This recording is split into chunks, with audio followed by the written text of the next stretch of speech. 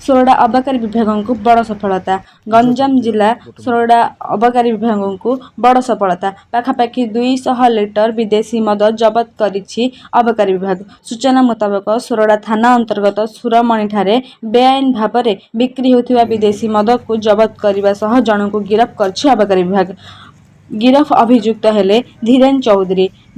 एथिरे beer 176 litre और IMFL 21.39 litre जबत करिछि। तेबे एही चढ़ाऊ रे भंजनगर DSP स्वाधीन साहू, सोरडा OIC देवस्मिता पंडा, ASI सुरेंद्र पंडा और अन्य अबकारी कर्मचारी उपस्थित थिले। Bureau report, Odisha news.